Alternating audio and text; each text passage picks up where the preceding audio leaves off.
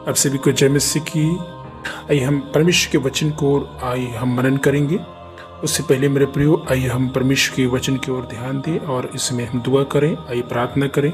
सर्वशक्तिमान परमेश्वर पिता, आपके पवित्र सामर्थ्य नाम का धन्यवाद करते हैं। पिता परमेश्वर, आज के वचन में हमें बुद्धि और ज्ञान दीजिए। परमेश्वर, बताने और सुनने वाले को दोनों को प्रभु जी आप ब्लेस करें, आशीष करें, आपके अभिषेक से भरे, आपकी आशीष भरे पवित्र आत्मा की अगुवाई दीजिए पिता परमेश्वर, ताकि परमेश्वर पिता आपके वचन को सुने, आपके वचन को सुने और समझे, अपने जीवन में अमल करने पाए। धन्यवाद करते हैं सर्वशक्तिमान परमेश्वर प्रभु यीशु मसीह के नाम से मांगते हैं, आमीन।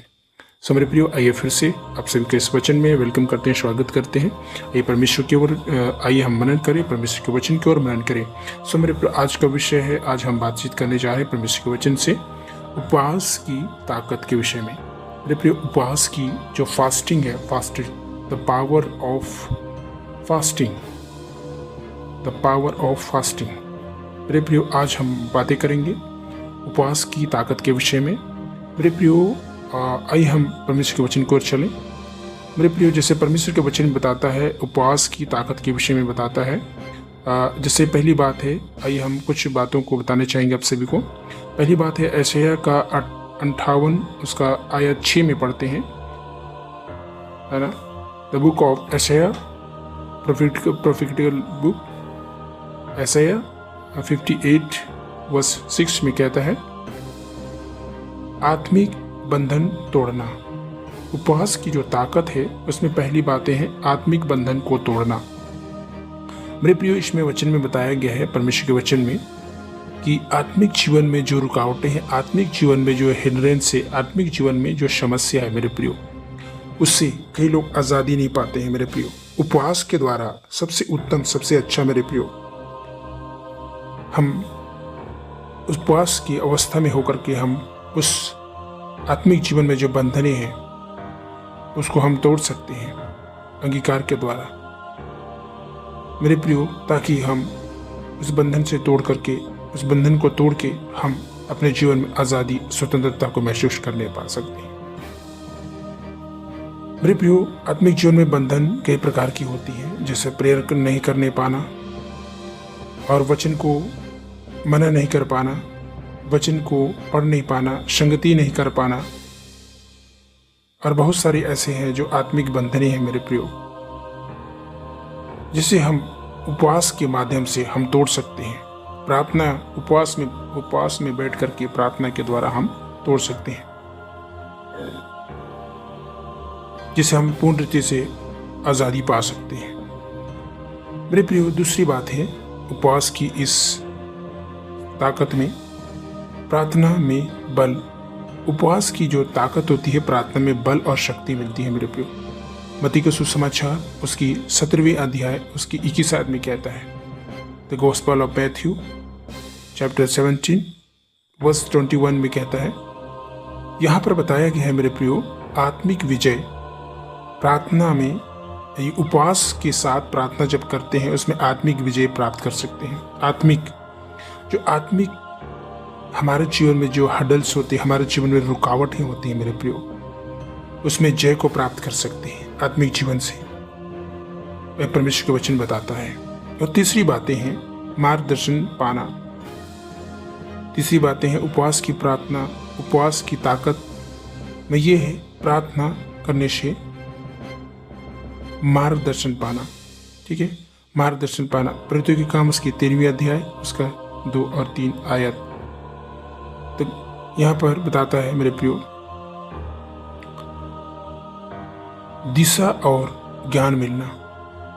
जब उपवास के साथ प्रार्थना करते हैं, उपवास के साथ आप जब प्रार्थना करते हैं मेरे प्रियो, हमें कुछ दिखाई नहीं आता, हमें कुछ समझ में नहीं आता है, हमें अपने जीवन में निर्णय लेने के लिए कोई अवसर नहीं मिलता, या हमें ज्ञान नहीं मिलता है, हम परेशान रहते हैं। उपवास के द्वारा हम मार्गदर्शन पा सकते हैं परमेश्वर से, दिशा निर्देश पा सकते हैं। परमेश्वर हमें ज्ञान देगा, बुद्धि देगा मेरे प्रियो, ताकि हम ज्ञान प्राप्त करके हम एक नई दिशा प्राप्त कर सकते हैं। हमारे जीवन में रुकावटें हैं, उसे हम हमारे जीवन में उस आज़ादी को प्राप्त कर सकते हैं, उस राह को प्राप्त कर सकते हैं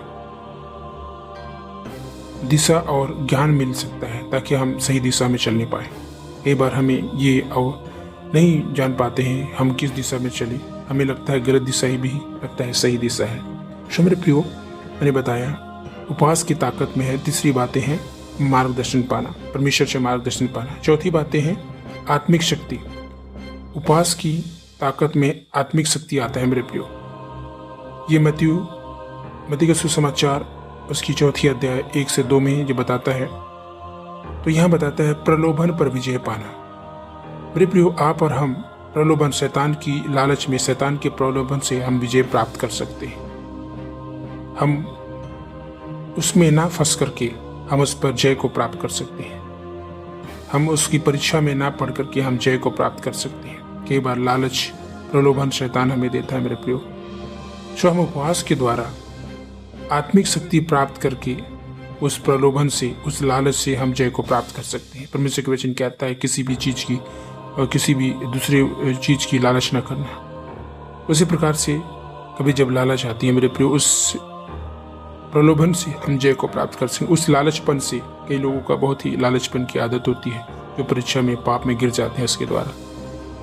परमेश्वर मेरे प्रियो इसके द्वारा हमें आत्मिक शक्ति देता है, हम प्रलोभन से विजय प्राप्त कर सकते हैं।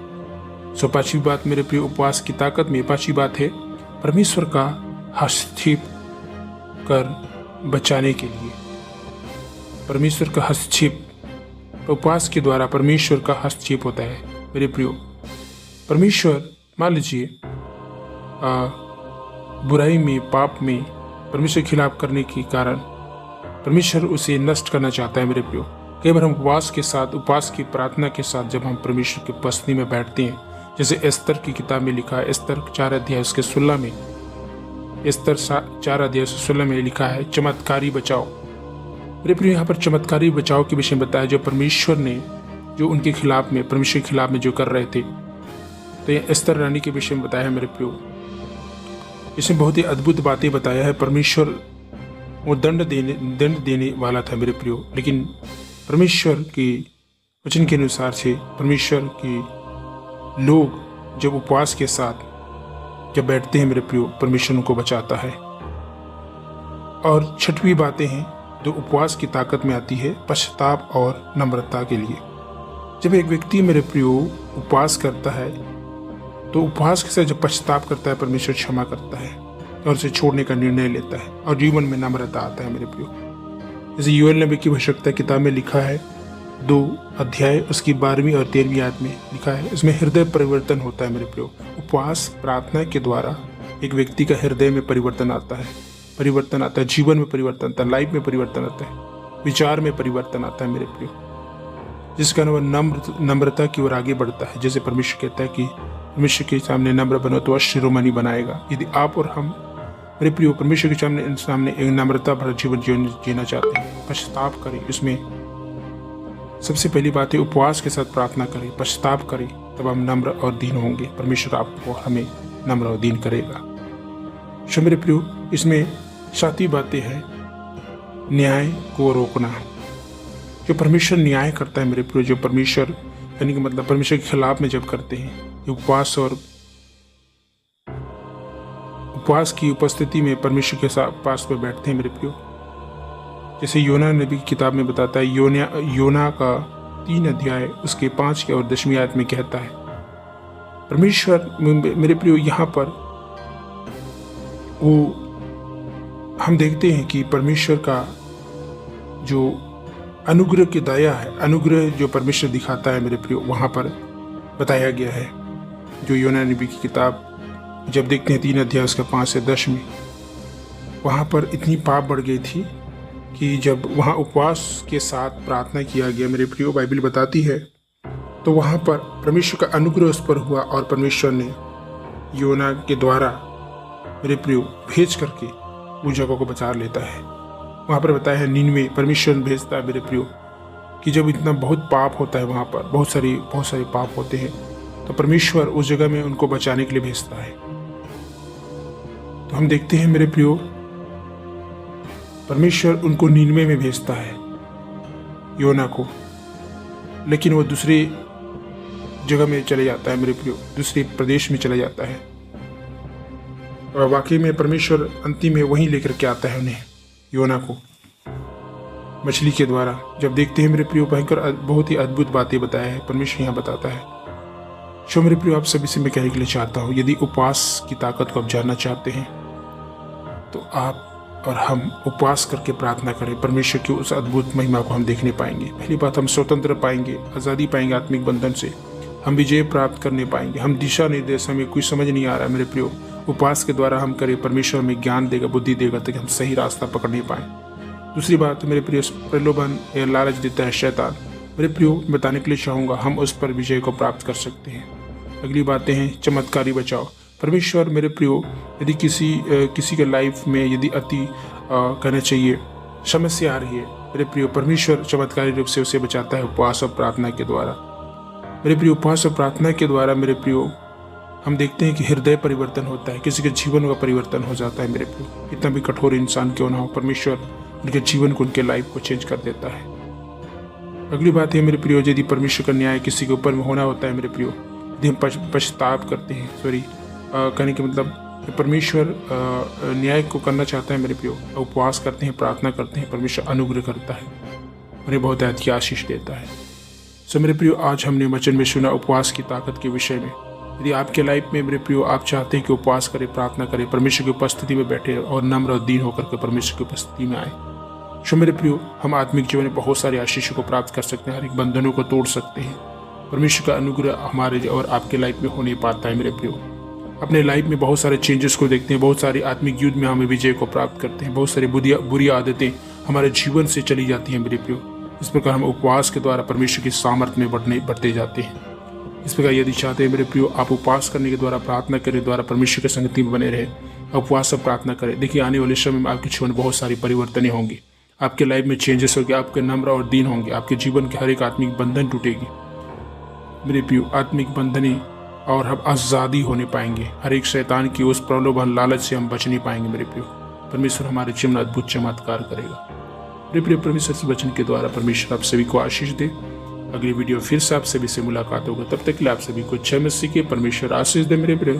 मे the good God bless you, आमीन।